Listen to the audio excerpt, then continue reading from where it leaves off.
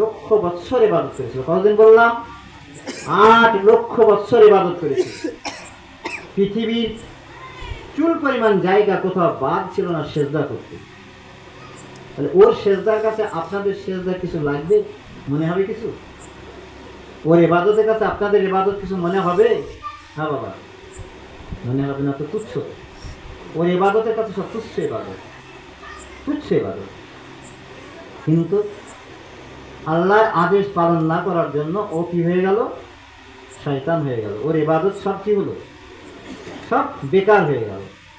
ওর ইবাদত সব বেকার। ওই ইবাদত কোনো মূল্য নাই, ওই ইবাদতে কোনো কাজে লাগলো না। লাগলো কি?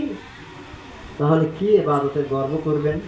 বাবা বলেন, ইবাদতে কি গর্ব করবেন? আজাজিলের এত ইবাদতের যদি মূল্য না থাকে, সেই মূল্যটা না থাকার একটাই কারণ যে ও আদমকে সেজদা করলো না। ও আদমকে সেজদা করলো না। পৃথিবীর মাঝে যখন চলে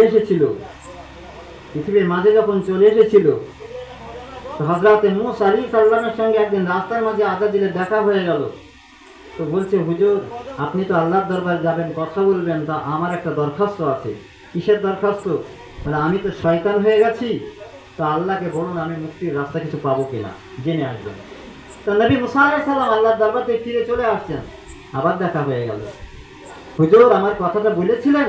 হ্যাঁ বলেছিলাম। তো কি বলেছে আল্লাহ জবাবে? আল্লাহ বললেন, ও তো সেজদা আমি ওকে করতে বলেছিলাম, আদমকে করেনি, তার জন্য শয়তান হয়ে গেছে।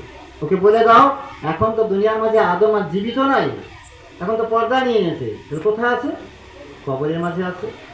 ও তো কবরের মাঝে আছে। তো আল্লাহ রাব্বুল ইজ্জাত বলেন, ওকে বলো যে আদমের কবরের কাছে চলে যেতে, আদমের কবরের কাছে যেতে বলো। আর আদমের এবার কি বলো? যে কবরের পায়ের দিকে গিয়ে সেজদা করতে বলো, তো আমি ক্ষমা করে দেবো। বলেন সুবহানাল্লাহ। তো ভালো করে বুঝবেন, জি কবর জিয়ারত তুলে দিচ্ছে, কবরের কাছে যাওয়াও নিষেধ হচ্ছে, নাকি বলছেন? আর আল্লাহ আজাজিলকে বলছেন যে তুমি এবার কবরের কাছে গিয়ে পায়ের তলে সেজদা করো, তবে মুক্তি পাবা, নতুবা নাই। আজাজিল কি বলেছিল?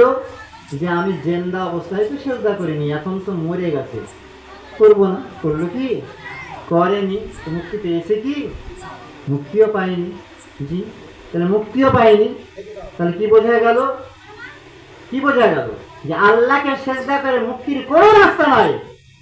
কারণ সেজদা কাউকে করতে হলে দেখে করতে হবে, নাকি বলছেন? জি, না দেখে সেজদা করা যাবে? না দেখে তো সেজদা করা যাবে না, দেখি করতে হবে। তো তা আল্লাহকে চোখে কেউ দেখেছেন কেমন ধরনের? লম্বা না